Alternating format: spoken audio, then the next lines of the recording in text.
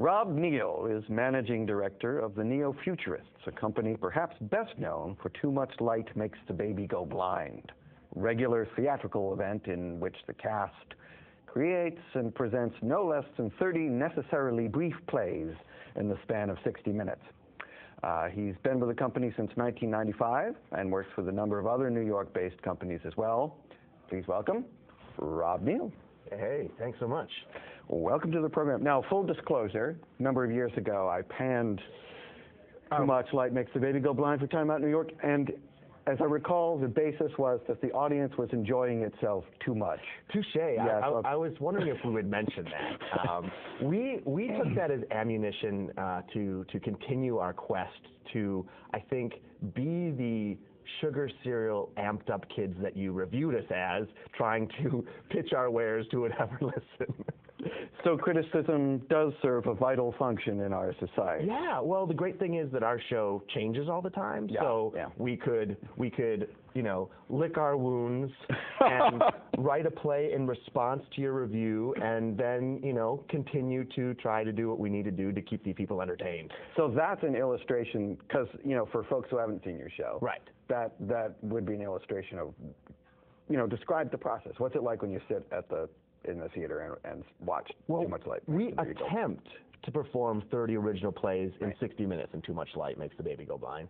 And we don't always succeed because we're racing against the clock. We set a darkroom timer, and we get the audience to kind of choose the show's course randomly by shouting out numbers. So it's very active, very interactive. Right. And we have a variety of plays, all written. They're all original, so they're all written by the people in the show. All the Neo-Futurists write those plays, and so they cover a variety of topics, and they then adjust to kind of what people are going through in their lives and what they're seeing in the world, and ultimately, hopefully, some of them are funny and do entertain people, and some of them are commentary on the social political element of the world and whatever we're trying to go through in our hearts and minds as Neo-Futurists, or even as people on the street. So, you know, I went to your website and found the definition of Neo-Futurism. Right. What's that aesthetic all about? Well, it boils down to basically three tenets, and that is when we're doing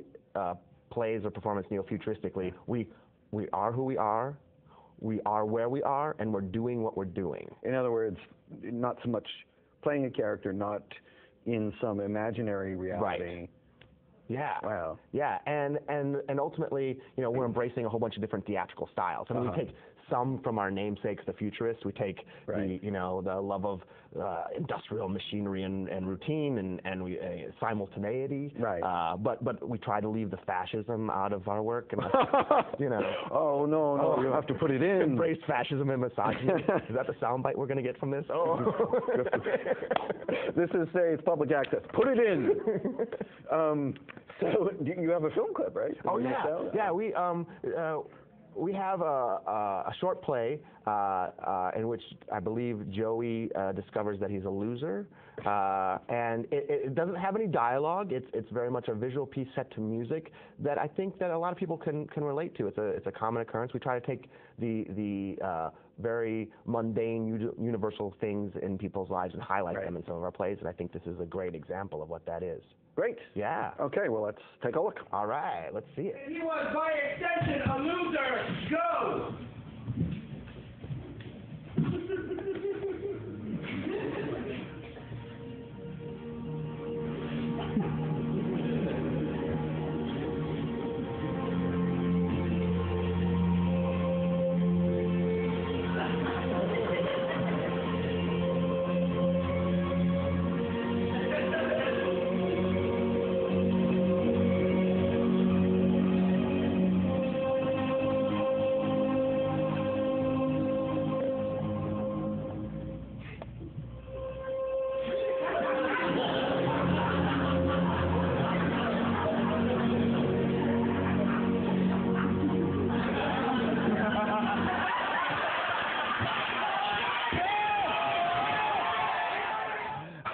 That was great. So amazing. Joey is genius. Joey wrote that, and he's in it, and sometimes that's the case. I've actually performed that play. That's a play that can be performed by anyone as long as they think about the timing.